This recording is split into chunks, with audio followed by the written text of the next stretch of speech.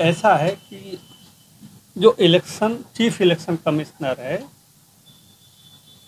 मैं पद को महत्व देता हूं, उस पर पर्सन तो बदलते रहते हैं। उन्होंने कई पार्टियों पे छापे डलवाए, अलग अलग मीडिया में वो नंबर्स अलग अलग हैं। हमारी पार्टी पे भी छापा डलवाया और 5 स्थानों पे छापा पड़ा। लगभग 60 से ज़्यादा लोग आए। इस ऑफिस पे पड़ा, हमारे घर पे पड़ा, मुंबई में पड़ा, सीए के ऑफिस में पड़ा, सीए के घर में पड़ा। एक भी पैसे की रिकवरी नहीं हुई,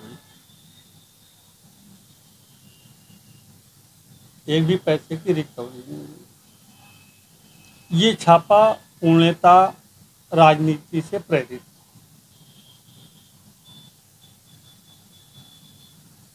जैसे किसी को डराना हो तो इनकम टैक्स एक्ट बना दिया गया। मैं थोड़ा आपको उसके बारे में बताता हूँ कि जब 1857 का स्वतंत्रता संग्राम हुआ था तो ईस्ट इंडिया कंपनी ने अपना शासन ब्रिटेन को सौंप दिया था। वहाँ की महारानी थी विक्टोरिया। तो उन लोगों ने कहा कि दोबारा ऐसी घटना ना हो, स्वतंत्रता संग्राम जैसा विद्रोह ना हो, इसके लिए हम एक कानून बनाते हैं, आयकर कानून, कि जिसके पास पैसा होगा उससे हम छीन लेंगे कर के नाम। और ये कानून अपने विपक्षियों को परेशान करने के लिए पर्याप्त मात्रा में हर पार्टी ने जो केंद्र में सत्ता में रही उसने उठाया। लोग परेशान होंगे, पार्टियां डर जाएंगी, उनके डोनर्स भाग जाएंगे। सीबीआई, ईडी और इनकम इनका विरोधियों को परेशान करने के लिए ही इस्तेमाल किया जाता है। हमारा एक एक डॉक्यूमेंट चेक किया गया, 6 आईआरएस थे और वो सब केस उन्होंने 8 साल के निकाले, वो सब अभी चल रहे हैं। तो सर किसी आधार पर ही उन लोगों ने छापा मारा होगा या सिर्फ राजनीतिक फायदे के लिए ऐसा किया गया है? देखिए, आधार का दृष्टिकोण सबका अपना अपना होता है। मेरी नज़रों में कोई चीज़ पुण्य हो सकती है, किसी और की नज़रों में वो चीज़ पाप हो सकती है। लेकिन जब भी कानून का इस्तेमाल किया जाएगा वो पुण्य और पाप से नहीं होगा, वो तथ्यों, कागज, इन सब के आधार और सबूतों के आधार पर किया जाएगा। सबूत तो कोई मिले नहीं। अब चूंकि कुछ तो दिखाना है तो सही गलत सारे कागज बनाए गए, जैसे किसी को फंसाने के लिए किया जाए। आपका कहना है कि फर्जी डॉक्यूमेंट्स के साथ आपके यहाँ पर छापा मारा गया? नहीं, डॉक्यूमेंट फर्जी नहीं, डॉक्यूमेंट फर्जी नहीं, इंफॉर्मेशन भी फर्जी नहीं। अगर मैं आपको उसके पूरे तथ्य दूं तो नेचुरल जस्टिस का जो सिद्धांत होता है, हमारे यहाँ से सारे डॉक्यूमेंट्स ये 5 ऑफिस से गए। हमने डॉक्यूमेंट्स मांगे तो उन्होंने केवल 500 दिए, फिर मांगे तो 2900 दिए, फिर मांगे तो 850 दिए। क्यों भाई, जब हमने मांगे थे आपने सब एक साथ क्यों नहीं दिए?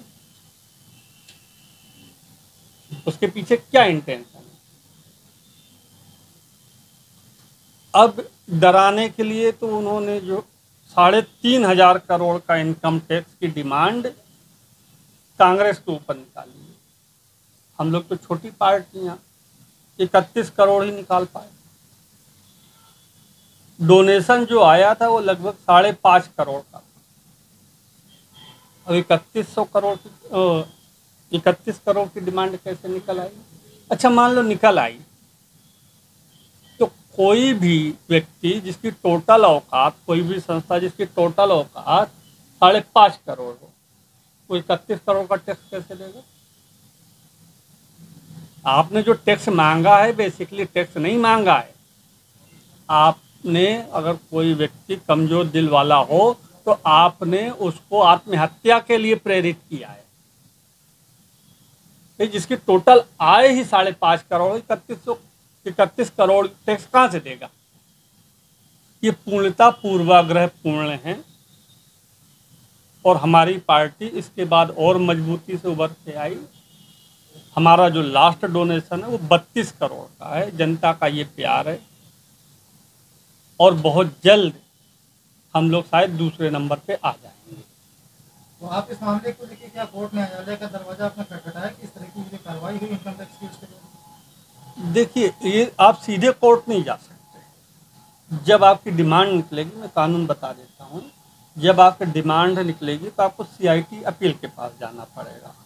वो आपका सलूशन कर दे तो अच्छी बात है, नहीं तो आपको ITAT के पास जाना पड़ेगा, जिसमें 3-4 अफसर बैठते हैं, कमिश्नर बैठते हैं, एक जज भी बैठता है। वहाँ आपका काम हो गया तो ठीक है, नहीं फिर आपको हाई कोर्ट जाना पड़ेगा, उसके बाद सुप्रीम कोर्ट जाना पड़ेगा। तो अभी ये इस स्टेज पे है कि वो CIT अपील के पास है। जब वहाँ से उसका निस्तारण हो जाएगा तभी हम आगे जा सकते हैं, डायरेक्टली हम कोर्ट नहीं जा सकते, ये कानून है।